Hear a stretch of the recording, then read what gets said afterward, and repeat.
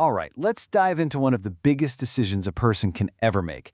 But we're not going to talk about it in terms of money or changing diapers. We're going to look at it through the lens of philosophy, and we're going to face a quiet truth that, honestly, a lot of people are too afraid to even whisper. It all starts with this look. You've probably seen it, but maybe you've never put a name to it. It's that split-second flicker in someone's eyes at a kid's birthday party or in the carpool line, a flash that reveals a deep, unspoken question. And that's our starting point. So get this. The official numbers from studies and developed countries say that somewhere between 5 and 14% of fathers will openly admit they regret having children. But come on, let's be real. The actual number, the unspoken one, it's got to be higher. It's just something you don't say out loud, right? And here's the thing. This isn't about the daily grind. The source material for this is clear. The real issue here, the disease, runs so much deeper. We're talking about an existential trap, not a financial one. To really get this, we've got to turn to the philosopher Martin Heidegger. He came up with this heavy concept he called thrownness. The idea is actually pretty simple, but it's staggering when you think about it. None of us asked to be born. We were just thrown into this thing called life, waking up in a story that was already happening. And this is where the whole game changes with parenthood. Suddenly, you're not just the one who was thrown into this chaotic world without your consent. No, you become the one doing the throwing. You take a soul that doesn't exist and you hurl it into the exact same reality. Another philosopher, Jean-Paul Sartre, he just nailed the burden of this. We're all held responsible for a life we never signed up for. But for a parent, it's even darker. You become responsible for forcing that existence and all the pain and suffering that comes with it onto somebody else. So if the existential weight is that massive, why do so many people do it? And that brings us to the absolute core of this whole thing. Is the pull to have kids a real, authentic desire, or are we all just following a script? Well, Heidegger actually had a name for this. He called it the they-self. It's that state you get into where you're not really living your life, you're living the life that they, society, your family, your culture, expect you to live. And that voice of they gets so loud in your head that after a while you actually think it's your own.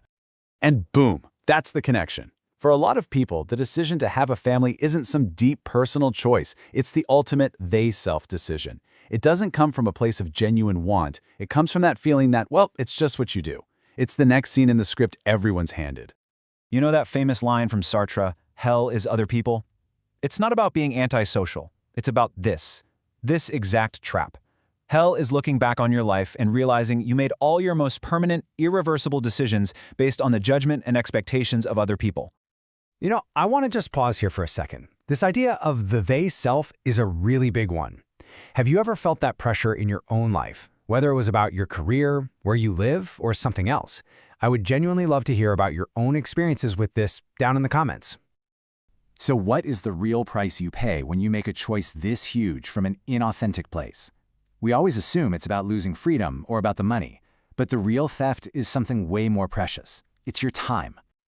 Think about this. If you're lucky enough to live to be 80 years old, you get about 4,000 weeks. That's it. That is the entire finite container for every single thing you will ever do or be or see. And this quote from Borges just captures it perfectly. Time isn't something you have, it's what you are.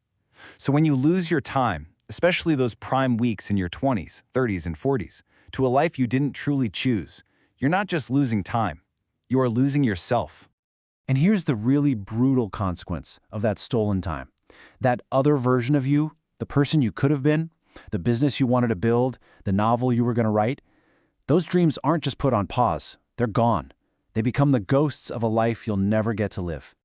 So I need to be really, really clear here. This is not anti-parenthood. It's anti-inauthenticity. An inauthentic choice, one that's based on fear and pressure, almost always leads to resentment. But an authentic choice, one made from genuine desire where you consciously accept the sacrifice, that can be one of the most meaningful things in the world. The key is, the meaning has to come from inside you, not from the role itself. So how can you know if you're heading down that inauthentic path? Well, the source material actually gives us a pretty powerful checklist of warning signs. As I go through these, just be honest with yourself.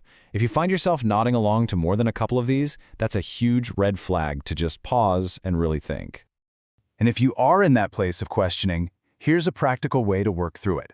4 questions to really ask yourself. And don't just rush through them. The whole point is to find your answer, the one that's waiting on the other side of all the noise and the fear. Because the stakes here are just incredibly high. This isn't some abstract philosophical game. That man, the one sitting in his car in the driveway, unable to go inside and put the mask back on, he is real. He could be your friend, your neighbor, and he's a living warning of what happens when you let other people choose your life for you. So ultimately, we're left with this. The most important question isn't yes or no to having kids. It's whether you're going to make that choice, and every big choice, from a place that is truly, authentically yours. Or if you're going to wake up one day, in 20 years, look in the mirror and wonder whose life you've been living. This has been an explainer from Mindscope Philosophy. If these ideas got you thinking and you want to keep exploring life's biggest questions, make sure you subscribe for more thought-provoking videos. Thanks for joining me.